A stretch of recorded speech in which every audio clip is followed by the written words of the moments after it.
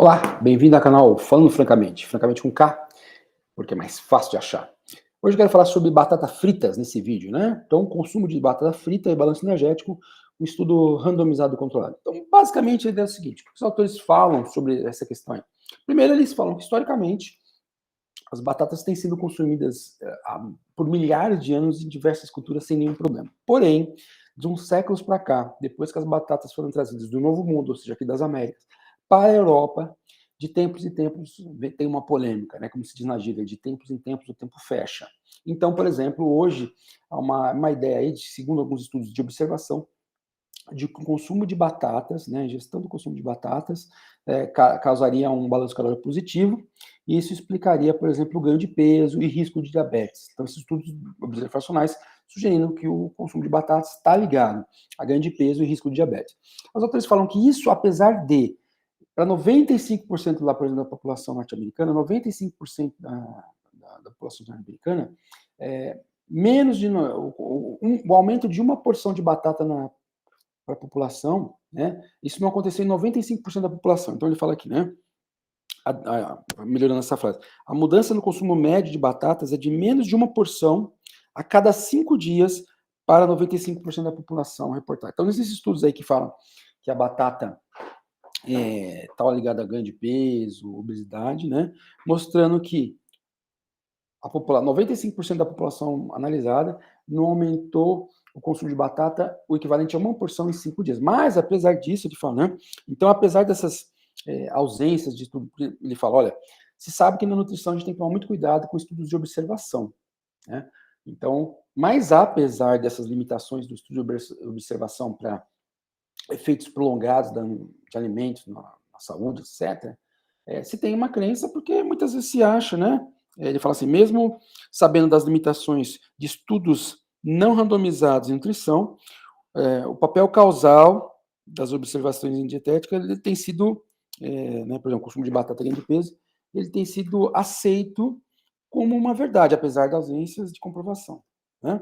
Então ele diz o seguinte, né? Que ele diz, olha, ao contrário dos estudos observacionais, os estudos randomizados controlados em seres humanos, né? Então, estudos randomizados controlados sobre saúde em seres humanos, frequentemente responde a mudanças, dizendo que o corpo, né? Então, vamos melhor. Ele está dizendo assim, que os estudos randomizados controlados em seres humanos, quando está avaliando a questão de saúde, mostra que o corpo humano é capaz de responder a variações diárias na dieta. Então, mesmo que hoje você coma um pouco a mais, etc., você responde de modo que, a médio prazo, se é que há um ganho de peso, ele é muito menor do que o esperado. Então, ele fala, é que eu escrevi em inglês, né? Por isso que eu estava com umas dificuldades de traduzir rapidamente aqui para o português, né? Então, ele diz isso, né? Quer dizer, algum mecanismo, estudos randomizados controlados, diferentes estudos observacionais, sugerem que quando a pessoa tem variações de ou nutriente na alimentação ou de refeições, a médio e longo prazo a pessoa tende a ganhar menos peso ou compensar o peso. Então, existe um mecanismo aí fisiológico que controla esse ganho de peso. Tá? Então, ele fala isso. Então, ele fala o seguinte, que estudos e observações, né, eles são, sim, válidos enquanto fontes de origem ou fontes de estabelecimento de hipótese. Porém, eles convidam a criação do estudo randomizado controlado como forma de atribuição causal. Quer dizer, o estudo de observação ele não deve ser usado para atribuição de casualidade. Ele deve, sim, ser vamos dizer assim, um fator que diz, olha, aqui pode ter fumaça aqui, será que tem fogo? Então, se bem que a gente está dizendo que tem fumaça, tem fogo, então não é uma boa analogia. Olha, isso aqui tem alguma coisa. Vamos criar uma hipótese? Então, tudo bem, ele é válido para criar uma hipótese, mas ele não é adequado, ele não é válido quando a gente pensa em fazer uma declaração de causalidade. É sim a batata que está fazendo isso, tá? Então, ele mostra que, normalmente, que inclusive a maior parte desses estudos randomizados controlados nessas questões aí que a gente está falando, né, eles geralmente não comprovam essas atribuições de ganho de peso, com nutriente ou uma refeição, e muitas vezes, ao contrário, eles mostram o resultado oposto, né? E aí ele fala assim, que talvez a falha, né, a incapacidade dos estudos randomizados controlados de comprovar que um nutriente ou uma refeição são capazes de causar alguma alteração dessa como ganho de peso a longo prazo, se deve ao fato que os efeitos bioquímicos dos alimentos são muito complexos, né? Então, ou seja, se a gente parar para pensar, uma coisa é a gente falar, inclusive eles têm um teste aqui no estudo, uma coisa é a gente falar de um efeito metabólico que acontece após uma refeição, uma coisa é extrapolar isso para um efeito crônico. Então, glicemia é uma variável homeostática que tem um certo controle no tempo, rápido, de minutos, enquanto a composição corporal tem um ganho muito mais complexo. Então, ele faz uma discussão muito legal na introdução, porque ele não só ele faz essa comparação de randomizado controlado para observacional, como sugere, né, essa coisa que a gente tem que tomar muito cuidado na nutrição. Ah, alimento tal, cura tudo, alimento Y, faz isso. Será? Né? Será que isso tem suporte de observação? Segundo eles dizem que a maior parte dos estudos randomizados não tem esse tipo de efeito, esses estudos randomizados eles não comprovam isso. Então, aí ele cria duas hipóteses, né? A hipótese que ele cria que não vai ter, eles vão fazer um estudo randomizado de 30 dias, usam 180 pessoas, e eles falam que em um mês não vai ter diferença de você comer 300 calorias em média a mais vindas de batata ou vindas de amêndoa. Por que eles colocam amêndoa? Porque a amêndoa, ao contrário das batatas, né, as nozes, etc., elas são geralmente tidas como uma fonte de não ganho de peso e de saúde metabólica. Então, ele usa como um grupo controle a batata. Então, ele pega esses 180 indivíduos e divide entre o grupo 300 calorias a mais vinda de nozes, nas castanhas, sendo a almôndega. E 300... fogo, né? A gente está gravando o vídeo, o pessoal está aqui do lado atrapalhando, né? Então, um grupo, 300 calorias a mais de almôndega, outro grupo, 300 calorias a mais de batata frita, e outro grupo, que interessante, 300 calorias a mais de batata frita, mais spices, mais temperos, né? Aí os temperos que ele coloca, eu até anotei aqui, né? Ele coloca, por exemplo, manjericão, deixa eu lembrar aqui onde eu dei. Eu sei que tem manjericão, tem cebola, tem alho, tem alecrim, né? O que mais? Tem alecrim. Aqui, ó. Ele coloca aqui, cadê os... Onde estão... daqui a pouco eu vejo. Eu sei que tem alecrim, que até pensei na musiquinha, né? Que é o Rosemary. Alecrim, alecrim dourado. Tem alecrim, tem manjericão, tem cebola, tem alho, né? E aí, por que ele coloca esses negócios, né? Ele coloca esses temperos? Porque ele diz que, em geral, muitos dos carboidratos são consumidos junto com esses temperos. Tá aqui, ó. Foram orégano, né, orégano, manjericão, alho, cebola e alecrim. Então, que muitas vezes os carboidratos são consumidos com esses temperos.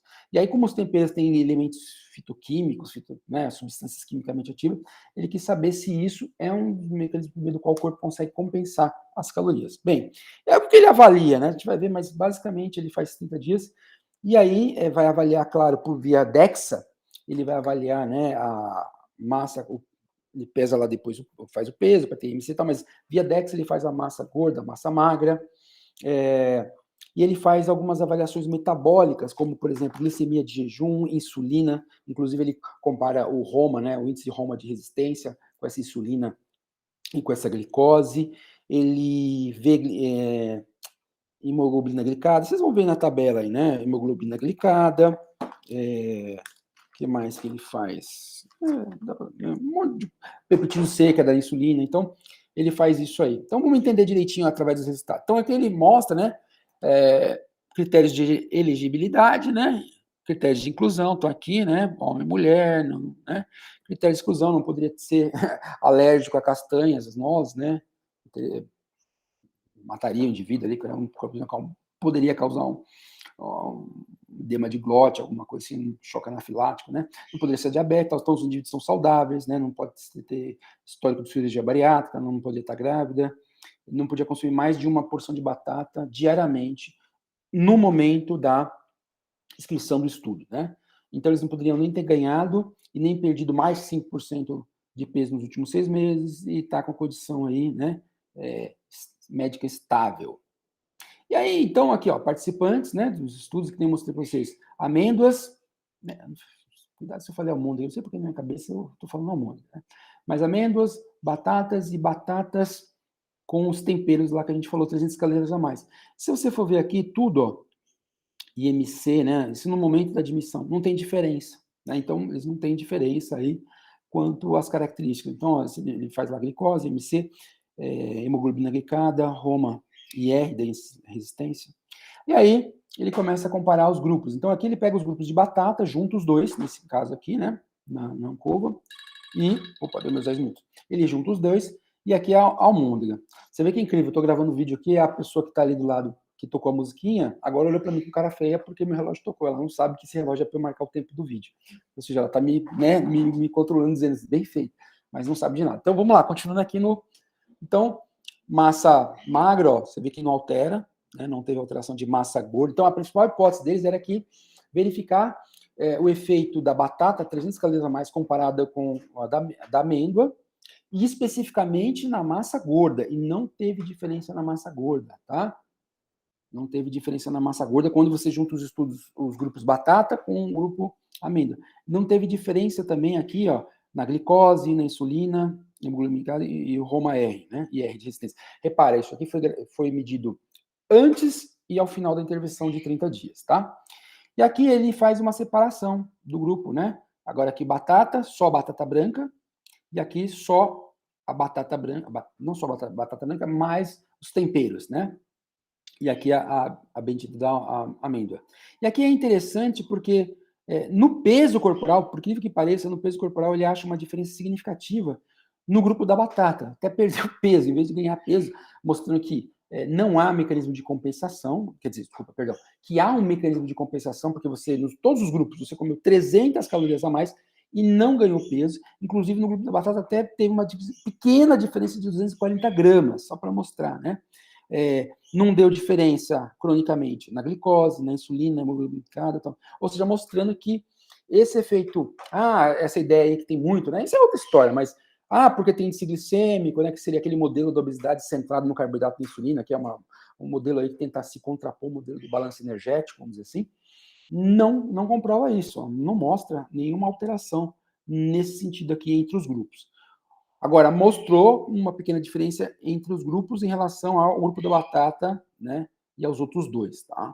Inclusive, vamos ver. E aí ele faz uma coisa que é interessante também. Olha o que acontece. Quando acabou o estudo, lá depois de um mês, ele convida 8 pessoas de cada um dos 3 grupos, aleatoriamente, e aí faz um teste da refeição com elas, né? Pega aquelas refeições que elas faziam, sendo em casa, porque você não tinha um controle da parte metabólica.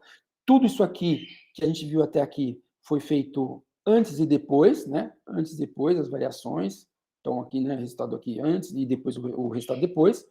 E aqui não. Aqui ele faz uma refeição teste, né? Meal Based Tolerance Test. Ele faz uma refeição de teste. E aí, o que ele mostra na refeição de... Qual é a ideia da refeição de teste? Então, ele fala assim, bem, a gente não está comparando, não deu para ver antes e depois, mas vai que tem uma alteração na forma, eu entendi assim, na forma que você responde agudamente, então, alguma mudança metabólica. Então, eles quiseram fazer. Então, enquanto a parte toda outra do estudo foi feita em casa, as pessoas fritavam sua batata ou comiam suas amêndoas à temperatura, né, a temperatura ambiente lá, a batata frita eles recebiam uma porção já congelada, depois eles comiam, fritavam, o tempero também, ou a amêndoa na temperatura ambiente, mas foi feito tudo em casa. As pessoas tiravam foto, reportavam, mandavam embalagem de volta, tinha um certo controle, né? Então, mas aqui não, aqui eles fizeram no laboratório para perceber se tinha uma compensação. E aí eles viram, por exemplo, que algumas coisas aqui significantes, né? E o que eles viram essa coisa significante, por exemplo, quando você compara o grupo, por exemplo, amêndoa com batata? Ó, teve um pico maior no aumento da glicose, né? Aqui no caso, perdão, do peptídeo C, que é aquele peptídeo liberado, né? A insulina tem um segmento alfa, A, B e C. E o C é o peptídeo de conexão que ele é quebrado quando você libera a insulina, né? Ele é produzido enquanto você sintetiza a insulina, mas é quebrado na hora da liberação. Então, como ele tem uma meia-vida maior do que a insulina, se não me engano, a meia-vida da insulina é em torno de 6 minutos, e o peptídeo C tem bem mais, eles usam o peptídeo C como um indicador da liberação de insulina, né? Ele é pareado. Então, teve uma maior pico aqui, mostrando que a liberação de insulina foi maior agudamente no grupo da batata. A área sobre a curva desse peptídeo também foi maior. Não teve, né, em relação a esse grupo aqui, nem na glicose e nem na insulina. Na insulina teve também, tá? A insulina teve. Então, é lógico, né? O peptídeo C que é pareado à insulina tem, então a insulina também tem.